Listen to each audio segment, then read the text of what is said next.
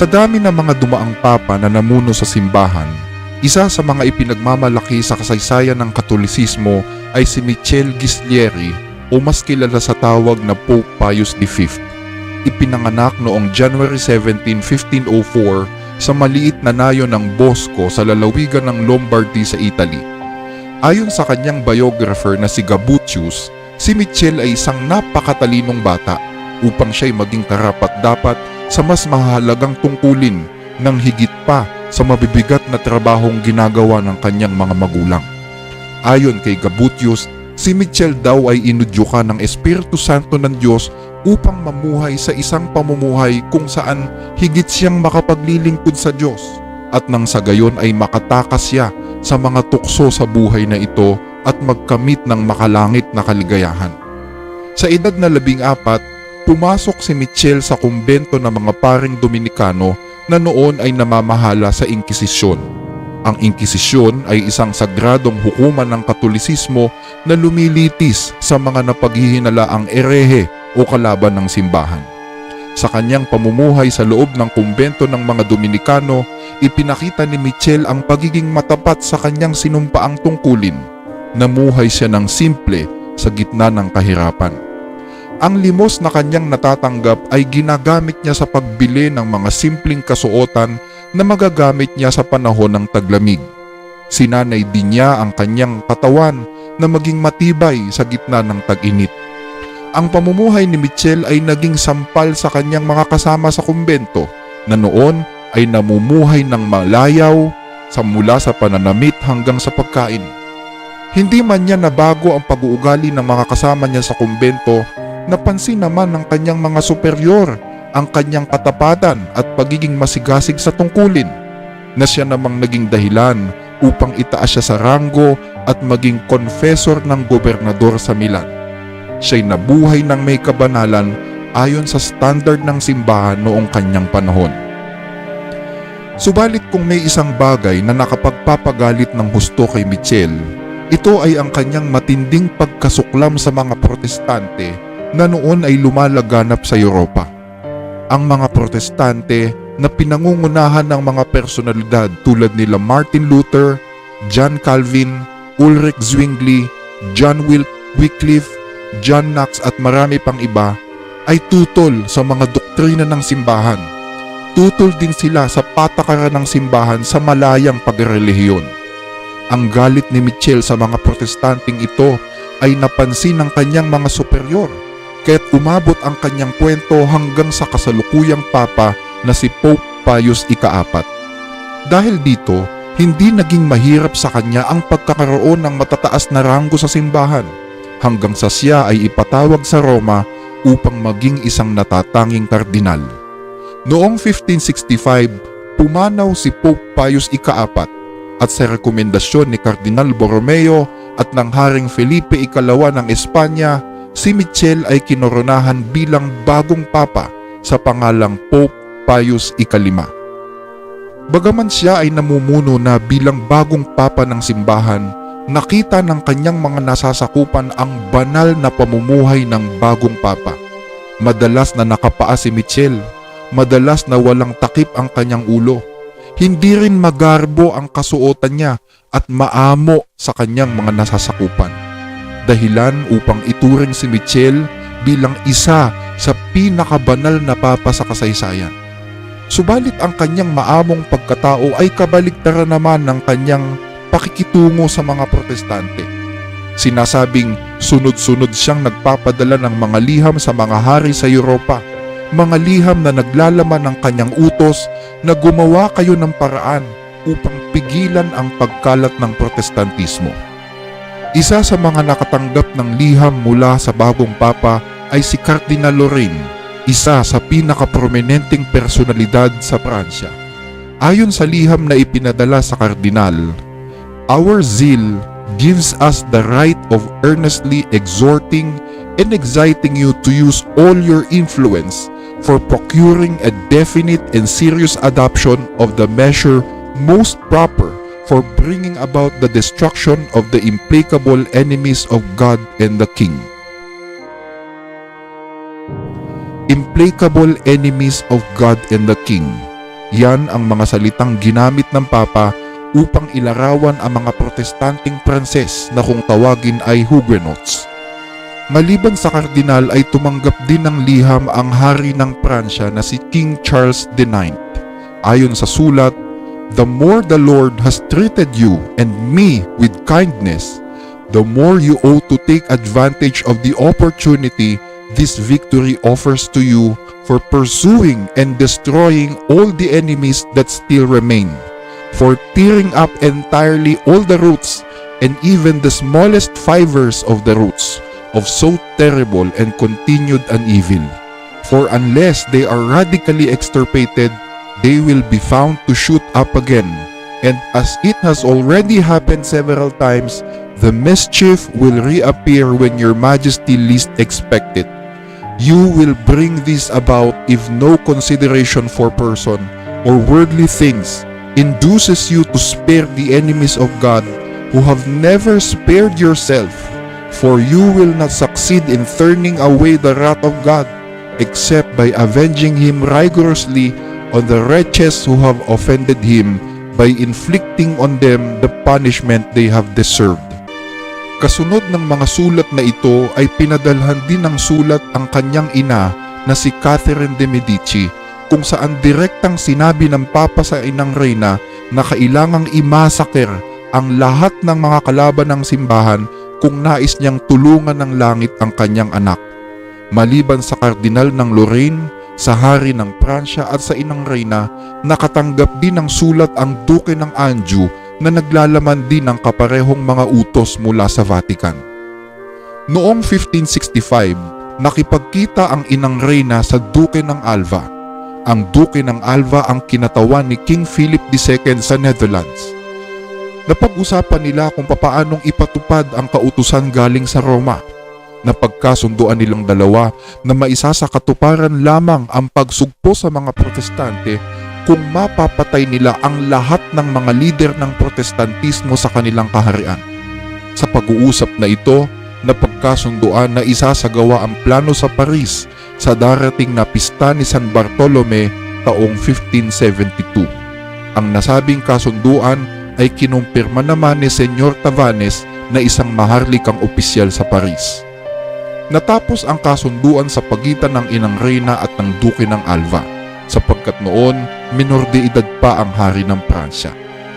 Dahil dito, ipinadala ng inang reyna Catherine de Medici si Kardinal Prospero Publicola Santa Croce upang ipaalam sa Papa na planchado na ang kasunduan. Ipinaalam nila sa Papa ang plano kung papaanong uubusin ang mga protestante sa isang atake lamang.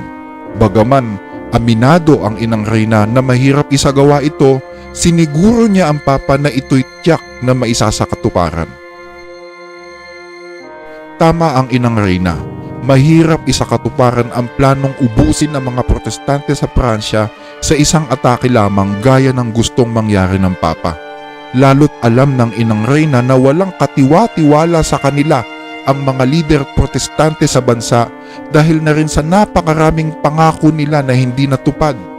Isa pa, mahirap pakiusapan ang mga lider protestante na makipagkita sa kanila sa palasyo dahil lahat ng ito ay madalas na nagkukuta sa La Rochelle na isang malakas na bayan sa kamay ng mga protestante.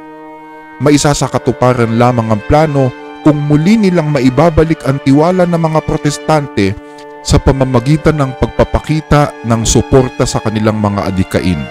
Kung makikita ng mga protestante na sinsero ang palasyo na makipagtulungan sa kanila, doon lamang babalik ang tiwala ng mga ito sa royal family. Dahil dito, isang mahusay na pamamaraan ang nabuo sa pagpupulong sa palasyo.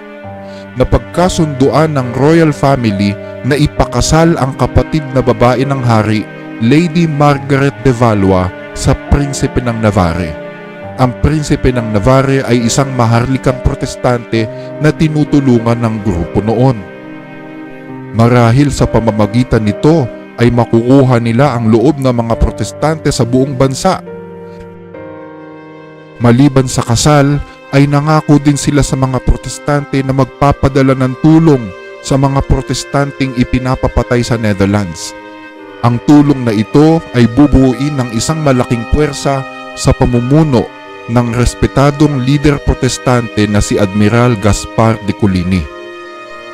Upang maisakatuparan ang napagkasunduan sa palasyo, nagpadala ang hari ng 2 opisyal upang makipag-usap sa mga protestante sa La Rochelle. Ang isa ay pinadala upang kausapin ang reyna ng Navarre at hikayatin siyang magtungo sa palasyo upang isaayos ang kasal ng kanyang anak sa kapatid ng hari. Ang isang opisyal naman ay ipinadala upang kausapin si Admiral Coligny tungkol sa planong gawin siyang hepe ng puwersang tutulong sa mga protestante sa Netherlands. Ngunit maliban sa pakikipag-usap si Admiral, sinasabing tiniktikan din ng sugo ang mga usapan ng mga protestante sa La Rochelle. Napaniwala siya na nagbago na ang royal family sa pakikitungo sa kanila. Marahil ay nagising na ito sa katotohanan na maganda ang kanilang plano para sa bansa. Dahil dito, nakipagkita ang admiral sa hari ng mga sumunod na araw. Sa kanilang pagkikita ay magalang na lumuhod ang admiral sa harap ng hari. Ngunit siya'y itinayo ng hari at siya'y niyakap. Tinawag pa siyang ama ko at sinabi sa kanya na hindi na tayo muli pang maghihiwalay. Halos mangiyak-ngiyak ang admiral nang sabihin yon ng hari. At mula noon ay bumalik ang kanyang tiwala sa royal family. Ibinilik din siya ng hari sa kanyang dating posisyon bilang isa sa mga miyembro ng konseho sa palasyo. At binigyan siya ng isang marangal na opisina sa loob mismo ng palasyo ng Louvre.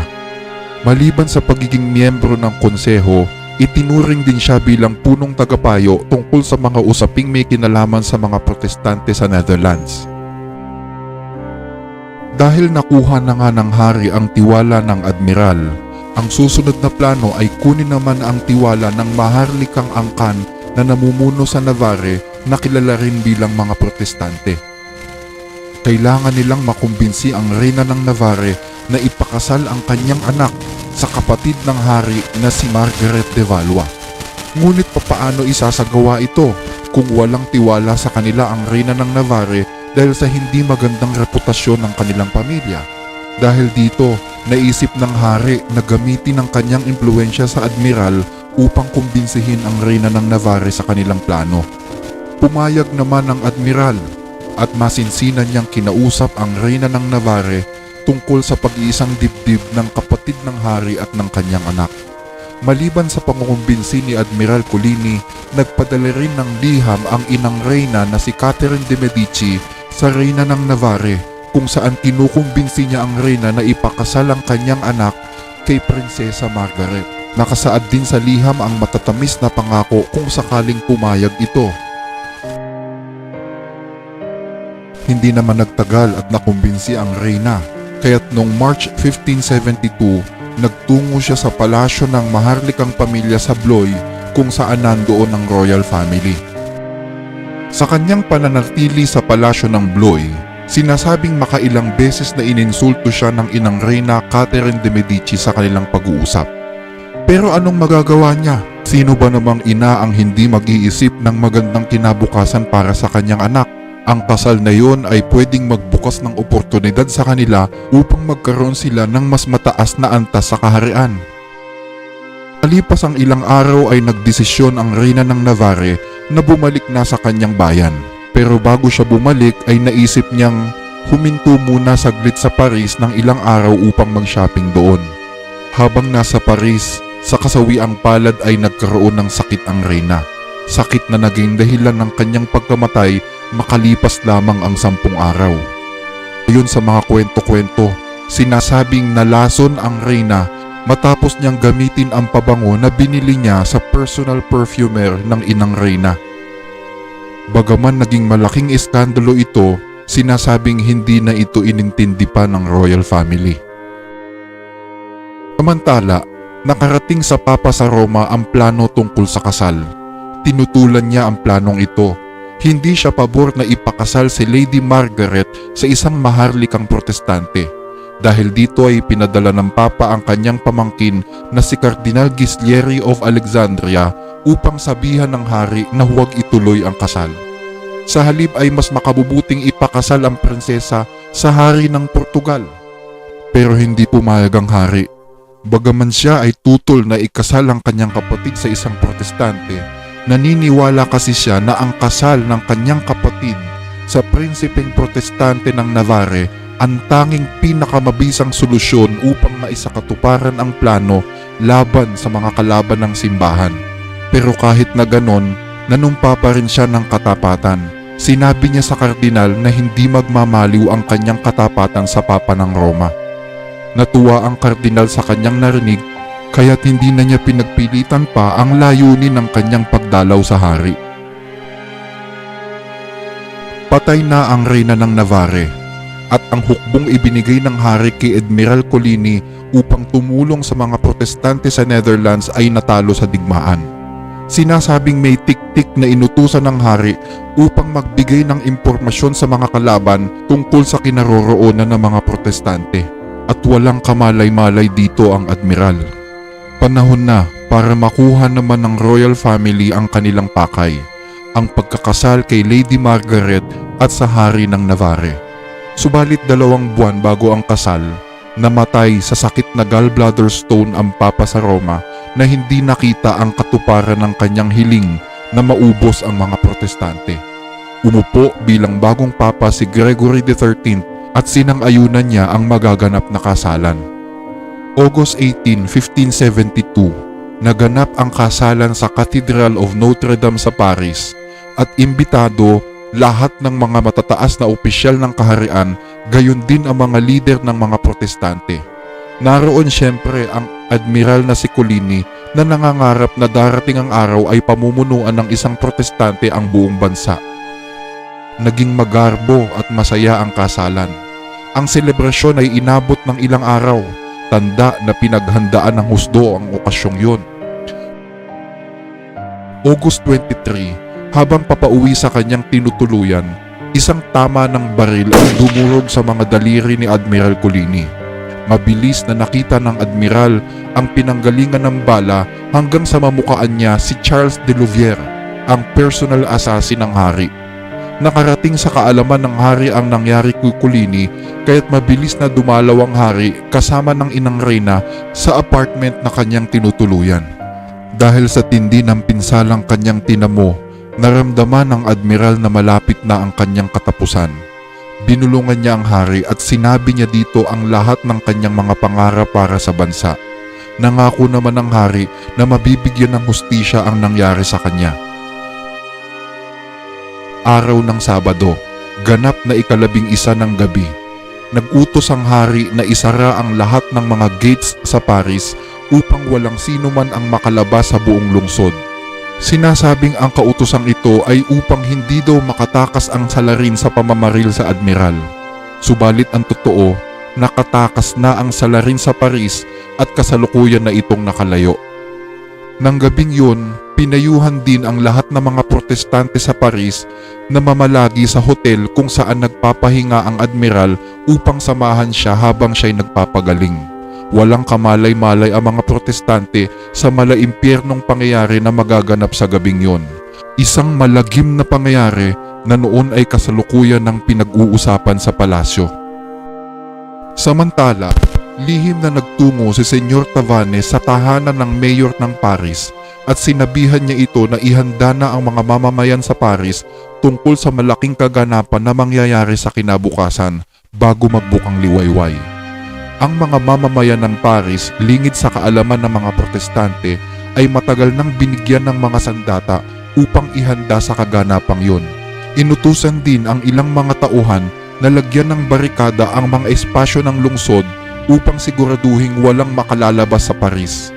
Ang tunog ng kampana ng simbahan ng Saint-Germain ang magsisilbing hudyat para umpisahan ang maitim na plano laban sa mga protestante. Inutusan ang lahat ng mga Katoliko sa buong Paris na maglagay ng sulo sa kanilang mga bintana at magsuot ng puting krus sa kanilang mga balikat upang hindi sila mapagkamalang protestante. Alas 2 ng madaling araw, isang utos mula sa palasyo ang inilabas upang patunugin ang kampana ng simbahan ng Saint-Germain, at ilang sandali lamang ang lupipas ay umalingaw-ngaw na sa buong lungsod ang kahindik-hindik na hiyawan ng mga protestante. Hiyaw ng pagmamakaawa at takot sapagkat inumpisahan na ang pagmasaker sa bawat protestanteng nasa lungsod. Persahang pinasok ang mga bahay. Hinila palabas ang mga pamilyang hindi katoliko. Bata, matanda, babae at lalaki ay walang nakaligtas. Lahat ay pinagpapatay ng mga katolikong mamamayan sa Paris bilang pagsunod sa kautusan ng hari. Maging ang mga buntis ay hindi pinilagpas. Ang mga tumatangging sumama ay inihagi sa bintana. Ayon sa isang historical account, ang siklab ng galit na bumagsak sa Paris ay ramdam sa lahat ng antas ng lipunan. Ang salitang awa ay nabura sa damdamin ng mga tao. Ang salitang pag-ibig ay hindi kilala ng mga sandaling yon. Ang kalaban ng tao ay ang sarili niyang kasambahay. Sa ngalan ng relihiyon ay naisagawa ang isang malabarbarong pangyayari. Ang mahihina ay walang ligtas sa malawakang pagpatay at nagdanas ang buong lungsod ng pagdurusang higit pa sa kamatayan. Nakatikim ng malalakas na suntok sa mukha ang mga matatandang babae.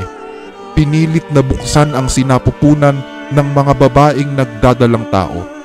Baliwala ang kalagayan at edad ng tao.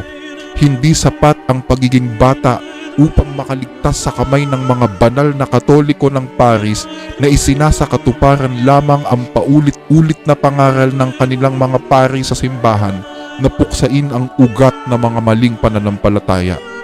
Ang pagdanak ng dugo ng linggong yon ay nagpatuloy sa mga sumunod na araw hanggang sa ang lungsod ay maging tulad sa isang katayan. Parang mga basura na nakabalandra sa lansangan ang mga bangkay at isa-isang itinatambak ng mga karwahe sa mga bakuran ng bahay.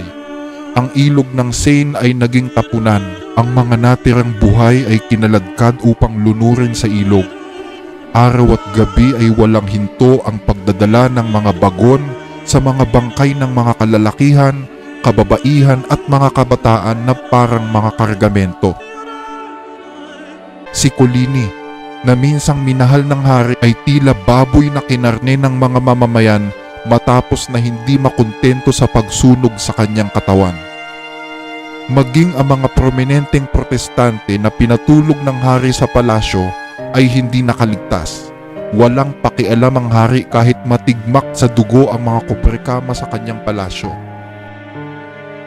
Linggo ng umaga, sa ilalim ng liwanag ng araw, tila nagmukhang basurahan ng mga bangkay ang lungsod ng Paris. Bagaman nanginginig sa kanilang kinatatayuan dahil sa kagimbal-gimbal na panooring kanilang nakikita, matamang pinagmasdan ng inang reyna at ng hari ang mga bangkay mula sa balkonahe ng palasyo, na tila ba sinasabi sa kanilang sarili na ginanap lang namin ang aming tungkulin para sa simbahan.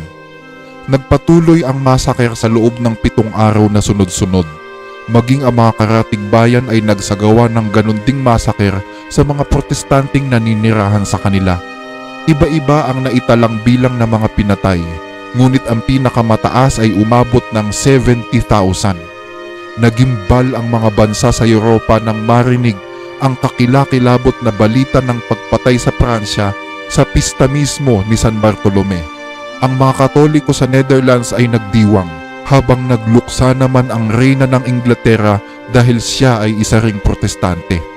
Siyempre, hindi nahuli sa balita ang Papa sa Roma. Ang mga mensahero na nagbalita ng pangyayari sa banal na siyudad ay itinuturing na mga anghel na nagdadala ng mabubuting balita.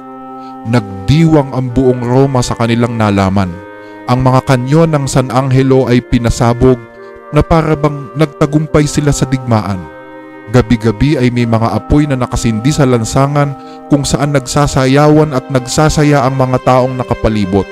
Sayang nga lamang, hindi nasaksihan ni Pope Pius IV ang katuparan ng kanyang matagal na kahilingan.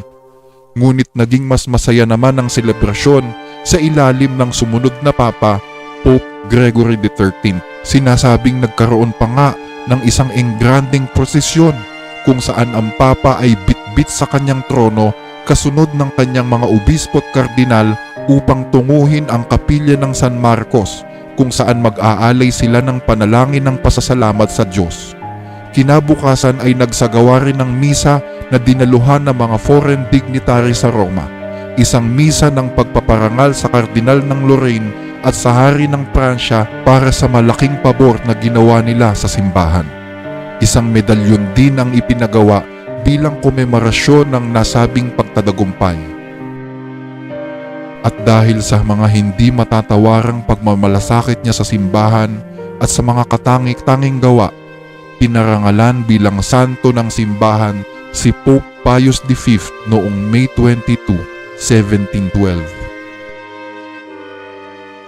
Magandang araw po sa inyong lahat mga kababayan at mga kapatid. Sana po ay nasa mabuti kayong kalagayan. Inaanyayahan ko po kayo na mag-subscribe sa ating panibagong channel na ginawa para lalo pong mapaigting yung ating pag-aaral ng mga salita ng Diyos. Ang pangalan po ng bago nating channel ay YouRead Channel. So ang YouRead Channel po ay ginawa po namin para sagutin ang inyong mga question na ipinopost sa ating The Blessed Reader Channel. Kumbaga part 2 po ito ng ating Blessed Reader Channel.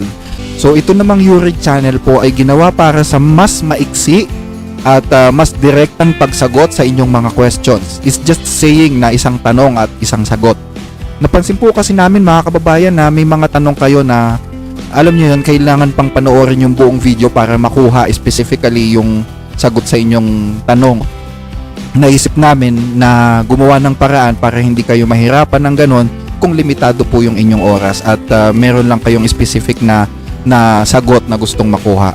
So, I invite you na mag-subscribe po kayo doon sa ating bagong channel para wala kayong mamiss sa mga bagay na pinag-aaralan natin. Pwede pa rin po ninyong i-post ang inyong mga tanong doon sa ating Blessed Reader Channel at pwede rin naman kayong mag-comment dito sa comment section ng channel ng YouRead Channel po. Pwede po rin naman kayong magpadala ng mga tanong sa ating Facebook account, yung JBM Apologetics.